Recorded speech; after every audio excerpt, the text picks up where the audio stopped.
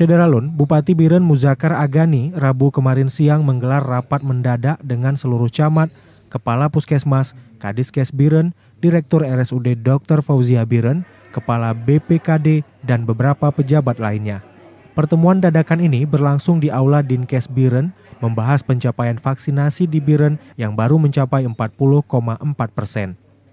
Rapat yang dimulai sejak pukul 11 ini terkait dengan pertemuan para bupati dan wali kota dengan Mendagri Tito Karnavian di Banda Aceh sehari sebelumnya. Bupati Biren di hadapan para camat dan seluruh kepala puskesmas mengatakan Mendagri mengharapkan capaian vaksinasi hingga akhir Desember di Aceh telah mencapai 70%.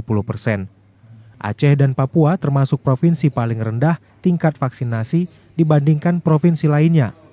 Bupati Biren mengatakan sebelumnya ia telah memanggil 3 camat, yaitu Camat Kota Juang, Simpang Mamplam, dan Makmur. Ketiga kecamatan tersebut capaian vaksinasinya masih terendah di Biren. Dalam pertemuan tersebut, Bupati Biren juga mendengar berbagai masukan, informasi dari sejumlah camat, kepala puskesmas tentang kendala dan rencana kerja.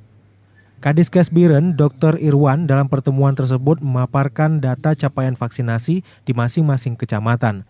Sementara itu, Direktur RSUD Dr. Fauzia Biren, Dr. Amir Adani MKes, juga memberikan berbagai masukan dan juga kesiapan rumah sakit untuk membuka gerai vaksin bagi masyarakat.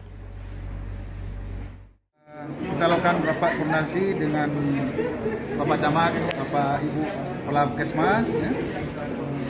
Persen lebih kurang, dan diharapkan per 31 Desember sudah mencapai 70%. Karena itu pada hari ini saya dari Biren, Yusmandin Idris, Serambi On TV.